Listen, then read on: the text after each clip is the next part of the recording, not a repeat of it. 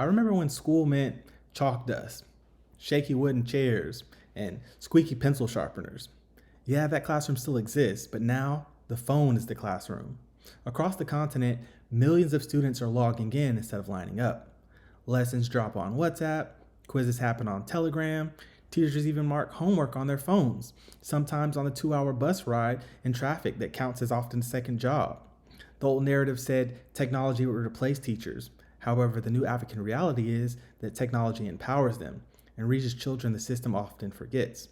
This isn't Silicon Valley's version of innovation. This is Africa's version. Fast, local, low data, and built for survival. Let's check it out. These children are about to have a lesson from a digital teacher on a tablet. For 30 minutes every day, they learn maths and reading in their local language through games and exercises on a screen. There is a real teacher in the room, but she's just there to help with any problems. There are more than 50 children in this class learning at their own pace. They're learning how to read and do basic maths. And each time they use the tablet, it assesses their level. So essentially, they have personalized virtual teachers. Ndinani chitunzi ndipo tichule mawu limodzi. Milomo. Chimene ndimakonda kugwiritsa ntchito mu tablet ndi kuwerengera masamu, ndi kuwerenga maphatikizo monga pha, sa, fa. This rural school doesn't have electricity, so solar panels have been installed to charge the tablets. For most children here, digital technology is completely new.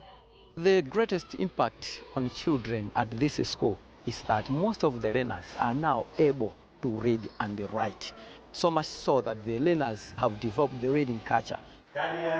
Schools in Malawi often lack basic teaching resources, and there are an average of 70 children in each class. The tablets cost around $7 a child, and critics of the program say the money should be spent on training more teachers. But the government believes tablets are a cost-effective way of improving education. Apart from improving learning outcomes, they are also increasing attendance. They are also increasing even enrollments. Yes, if you look at it at the surface, they may seem to be expensive. They don't come cheap now. But when you look at the long-term effect and impact, I think it's great. So guys, let's rewind to the year 2020. Schools are shut down, parents are panicking, teachers were Googling how to unmute, and kids were Googling how to pretend the Wi-Fi is down, right? Just to avoid online lessons. So while the world scrambled, African innovation actually stepped forward. Examples of this are Mshule in Kenya, who delivers SMS lessons to basic feature phones. You don't need internet, no smartphone, no excuses. Students receive personalized math and English lessons sent to rural learners who've never even seen a laptop oftentimes, right? U-Lessons Nigeria streams science and math videos in English, Hausa, and Yoruba. So a kid in Kano learning physics from a Lagos-based instructor instantly. And Niza Education Ghana reaches 12+ million learners through simple text messages. A student in the Savannah region can prep for exams entirely via SMS. Know Relearn Somalia and We Tech Academy Burkina Faso. They teach coding via mobile data bundles. So Somali teens building government apps from home. Burkinabe girls learning Hotmail on 3G internet. This is what happens when necessity meets genius. Education goes offline and online at the same time. So people often say only online learning works in rich countries, right? But that's not true. Africa invented low data learning before Silicon Valley even learned how to compress a video, right?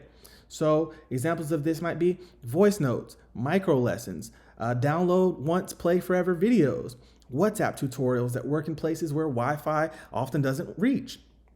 And the digital divide isn't closed by laptops, it's closed by language, access, and relevance. So a lesson in Hausa or Wolof is more powerful than one in perfect Oxford English oftentimes, right? So a 15-second WhatsApp clip beats a 40-minute video that won't load, right? So when lessons fit the learner's reality, education scales faster. So let's talk about the numbers, right? Because these aren't just soft numbers, these are hard facts. In Kenya, Mshule has a math boost.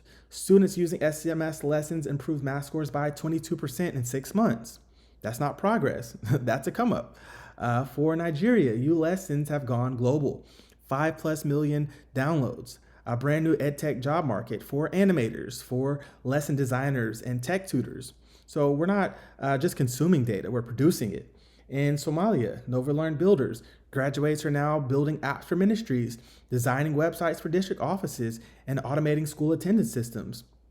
In Burkina Faso, We Tech Academy is a rural revolution, so it's partnered with Orange, who trains rural girls in coding, robotics, and STEM.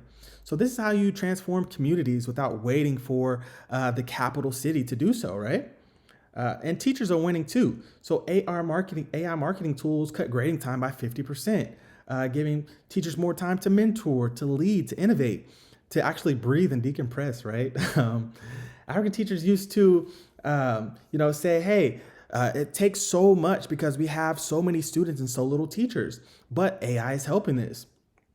So this is creating more intimate learning delivered through devices that young people are enjoying using and that are actually helping to increase their education at a faster rate. So the next frontier, as AI is a co-teacher, right? AI teachers already speak Swahili, they speak French, they speak Amharic, they speak Somali, Twi, Wolof, with accents that your grandmother would actually appreciate as they're increasing and getting better, right? Bots are analyzing learning gaps, personalized study plans, career path recommendations, homework support that doesn't sleep. You can do your homework and get assistance at any time. So governments are actually moving pretty fast with this as well. In Kenya, there's a digital literacy program of 1.2 million tablets being delivered.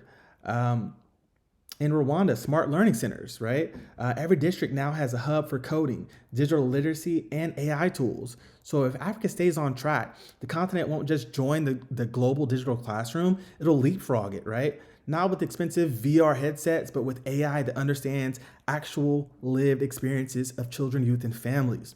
So the biggest story isn't that kids can study on their phones. It's for the first time ever, millions of children cannot be logged out of learning again, not by distance, not by cost, not by crisis or gatekeeping. From Accra to Addis, from Mogadishu to Mapatu, education has left the building and it's entered the chat, right? So this is the reboot Africa didn't wait for permission to build. So inshallah, you guys enjoyed this. MashaAllah, that's your Africa Insight for today. Please don't forget to like, comment, and subscribe because at Mr. Empower TV, we don't chase headlines, we chase the truth behind them. This is Mr. Empower, and I'll see you in the next video. Peace.